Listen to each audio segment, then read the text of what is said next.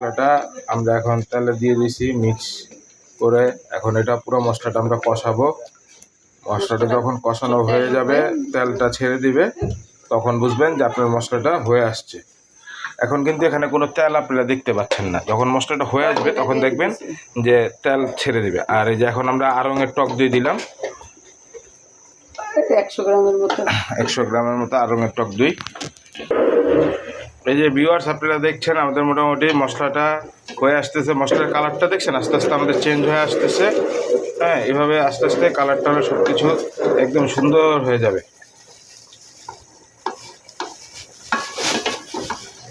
এরকম পাতিলার কিনারগুলো আপনারা ভালো মতো করে দিবেন, তাহলে কোনো মশলা উপরে থাকবে না।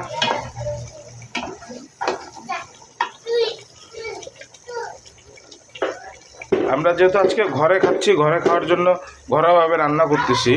যদি আবার আমরা বাইরের হোটেল রেস্টুরেন্ট স্টাইলে রান্না করতে যেতাম, তাহলে তখন প্রসেসটা তো একটু ভিন্ন হতো আর কি। এই যে আমাদের খাসি হিসেবে গেছে মাটনটা দেখছেন কেমন চকচক করেছে, একদম ধোয়া ফ্রেশ। একটু আগেই খাসিটা জবাই করা হয়েছে। এখন মশলার মধ্যে খাসিটা ঢেলে দিলাম। এখন খাসিটা উল্টে পাল্টে আমরা পুরোপুরি মিক্স করে নিব সুন্দর করে। আস্তে আস্তে নরম হাতে খাসিটাকে উল্টায় পাল্টায় মিক্স করে নিব।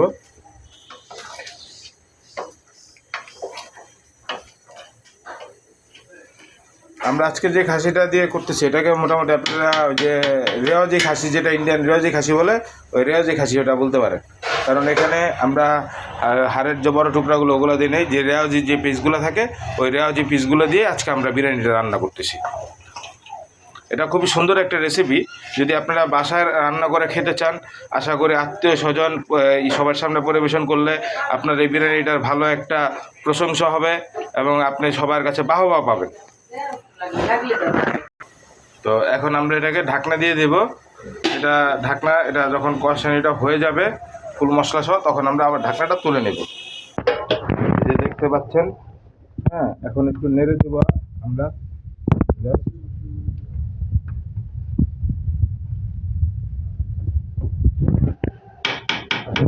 খাসির রেওয়াজি পিসগুলো দেখে এরকম সুন্দর দেখাচ্ছে। রেওয়াজি পিস ছাড়া অন্য কোনো পিস কিন্তু এরকম সুন্দর হবে না।